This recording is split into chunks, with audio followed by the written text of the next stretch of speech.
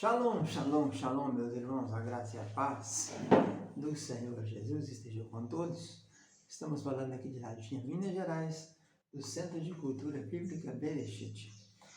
Professor Ilmar Sattler Meriqueira Kaiser, o alemão aqui, chegamos em 1837, vindos da Alemanha. Nossos ancestrais eram protestantes, luteranos, presbiterianos e depois renovamos e ingressamos no Ministério Tabernáculo, onde estamos desde 1987. Aqui no CCBB, Centro de Cultura Bíblica Bereshit, fundamos esse centro em 1992 e nesses anos temos ensinado aqui a Bíblia Sagrada, estudo de teologia, Centro de Cultura Bíblica e Teológica, mas nosso foco é no ensino bíblico. Temos os cursos básico, intermediário e bacharelado, que são cursos livres, e também temos o curso de mestrado e doutorado também livres, e quem quiser fazer curso superior, nós temos um convênio com a faculdade reconhecida do MEC. Procure nossa descrição no vídeo. Estamos ministrando as aulas de línguas bíblicas do curso intermediário. Hebraico é a nossa língua que estamos estudando agora. Nós fizemos o primeiro bloco quando estudamos as noções gerais e principais da língua hebraica, que é uma língua do ramo semítico, junto com árabe, ugarítico, acádico, babilônico, fenício e outras mais. E vimos as características principais delas: uma raiz de 3 consoantes, escrita da direita para a esquerda, e tem muitos adjetivos e advérbios, substantivos e verbos, mas temos poucos adjetivos, né? Confundi aqui. Poucos adjetivos e pronomes e muitos advérbios, verbos e substantivos. É uma língua falada hoje no mundo por mais ou menos 9 milhões de habitantes. Falamos também naquelas aulas iniciais, mostramos o Aleph Beit, até que citamos e criamos a musiquinha, né? O suporte de vogais, que é o Ain e o Aleph. Quando começa uma palavra com vogal, temos que ter uma letra, porque na verdade nós veremos nesse bloco de agora, que estaremos estudando Hebraico 2, que não temos vogais no original hebraico, né? Foram criadas essas vogais pelos maçoretas. E vimos também sobre as letras semelhantes, as letras finais, né? E agora, nesse bloco número 2, veremos então mais com detalhes as vocalização e alguns sinais maçoréticos. Então, vamos começar falando sobre os maçoretas. Quem foram os maçoretas?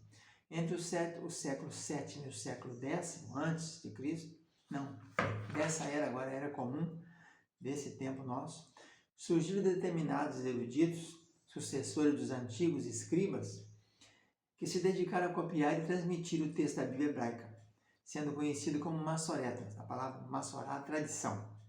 Esse grupo desenvolveu um sistema estritamente rígido de controle do texto e se empenhou em preservar toda a letra de toda a palavra da Bíblia hebraica, e com isso almejava prevenir os futuros escribas de cometerem erros nos manuscritos da Bíblia hebraica, visando conservar integralmente e transmitir fielmente o texto bíblico.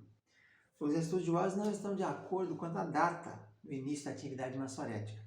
Alguns falam que foi entre o V e o VI séculos, outros entre o VI e o VII, outros entre o VI e o VIII, e ainda outros entre o VII e o IX.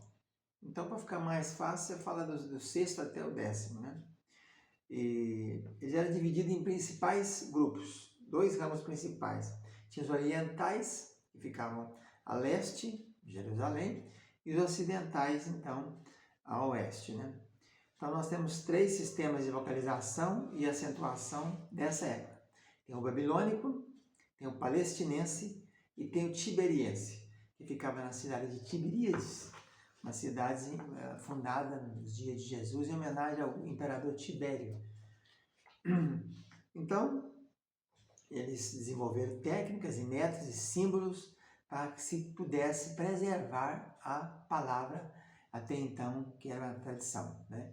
Como ia saber se a palavra Adão, né? Qual seria o som dela? E nas consoantes você pode pôr vogal A, E, I, O, U. Então eles passaram aquilo tudo para o texto e mantiveram esse som que havia sido transmitido de pai para filho, né? Os maçoretas orientais estavam mais na região da Babilônia, e hoje nós temos cerca de 120 manuscritos daquela tradição. Permanecem nas bibliotecas de Cambridge, Londres, Oxford, Paris, Berlim, Frankfurt, Nova York e São Petersburgo. Os ocidentais estavam localizados na Palestina, em Tiberíades, e a tradição é mantida nessas duas cidades. Dessas duas tradições ocidentais, a que prevaleceu foi a de Tiberíades, de chamado Ben Asher. Havia duas escolas principais, a de Ben Asher e a de Ben Naphtali. Ben quer dizer filho, né? Das duas famílias principais, então, acabou que o padrão foi adotado de Ben Asher. Ele trabalhou na preservação, transmissão e evolução da Bíblia hebraica durante 5 ou 6 gerações. A dinastia começou com o rabino Asher, o ancião. Depois teve Neemias Ben Asher, depois teve até Moisés Ben Asher, e depois tivemos o último deles, que foi o Arão Ben Asher. Então, a tarefa deles foi essa aí, de colocar esses sinais e símbolos para se preservar, né? Vamos agora às divisões da Massorá, né? Então, ela foi dividida em Massorá pequena, grande e final, as principais 3 fases dela. A Massorá pequena chamou Parva. É o conjunto de principais anotações massoréticas escritas entre colunas e nas margens laterais do texto bíblico, nos códigos medievais da Bíblia hebraica da tradição tiberiense. Hoje a Bíblia hebraica dessa tradição tiberiense que nós temos usando, toda completa, é a chamada Stuttgartensia. Estão fazendo agora uma versão mais nova, tem muitos anos já, chamada Bíblia Hebraica Quinta, mas ainda não está toda pronta. Tem vários livros já que foram divulgados. A Massorá Parva, então, ela busca aspectos como palavras e expressões únicas, caso daquele nome que eu disse que é Rapax Legomenon, frequência de vocábulos e de expressões, detalhes gramaticais, ortografias incomuns, tipo de grafia, se é plena ou defectiva, combinação de acentos de cantilação com determinados sinais vocálicos. Eles marcaram também como se cantava o texto, né?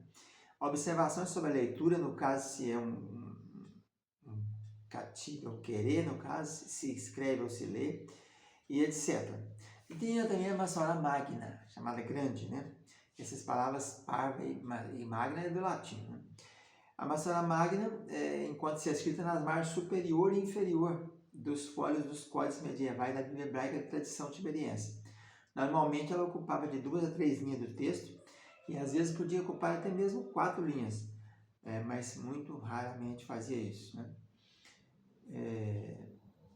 Então, essa Massorá, as notas são compostas da seguinte maneira: nota massorética, que geralmente é a mesma da Massorá Parva. Depois vem referências bíblicas que são constituídas somente por 1 ou 2 palavras do versículo, e depois tinha alguma observação adicional.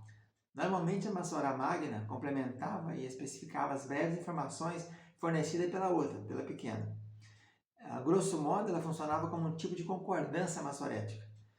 Então, existem 2 tipos de listagens massoréticas encontradas na Massorá Magna, que são denominadas elaborativa ou colativa. A elaborativa fornece o detalhamento das alusões dadas pela Massorá pequena, sobre a ocorrência da palavra ou expressão. E a colativa relaciona-se aos casos de palavras ou expressões únicas, chamados Rapac Legomenon, que possuem algum detalhe morfológico, fonológico ou gramatical. Por fim, tinha o chamado Massorá Finalis. Essa Massorá Finalis, ou somatório, após o término de cada livro nos bíblicos, nos códigos massoréticos e nas edições impressas, são colocados somatórios das palavras, das letras, etc. Então, geralmente, o assunto é o total dos versículos, o total de sessões de leitura, que é o sedarim, o total de parachotes, que são os parágrafos, a soma de palavras e de letras de versículo que assinala a metade exata do livro bíblico, versículo central. Então, também no final de cada grande edição, na casa da Bíblia Tanakh, Bíblia Hebraica, dos Pentateuco, dos Profetas, dos Escritos, também tem as mesmas informações. O total de versículos, total de palavras, qual que é o versículo central. Então, esses são os detalhes. Esse citado aqui tem um exemplo no código do Pentateuco, um dos códigos do Pentateuco, dizendo no finalzinho que tem 5.845 versículos e 79.856 palavras. E as letras são 400.945. Então é isso aí, a divisão das massorás. Agora o texto massorético, qual seria então? O texto massorético é o texto que padronizou-se então a partir daquelas edições, e a estrutura consonantal dele remonta ao período do Segundo Templo, do ano 520 até o ano 70 da Era Cristã, quando Tito destruiu, Jerusalém. Então, o texto massorético é padrão, ele é composto pelos seguintes 5 componentes textuais estabelecidos pelos massoretas: a estrutura consonantal, os elementos paratextuais ou ortografias irregulares, a vocalização massorética, a acentuação massorética e as anotações massoréticas. Então é isso aí, a parte que nós tínhamos que falar nessa aula introdutória sobre esses homens que se dedicaram, esses sucessores dos escribas, que se dedicaram exatamente a fazer essa padronização, Preocuparam com a transmissão do texto, que vinha até então sendo oral, e a partir dali passou a ser textual, passou a ser escrita. Vamos ficando por aqui, fica na paz, tchau, tchau.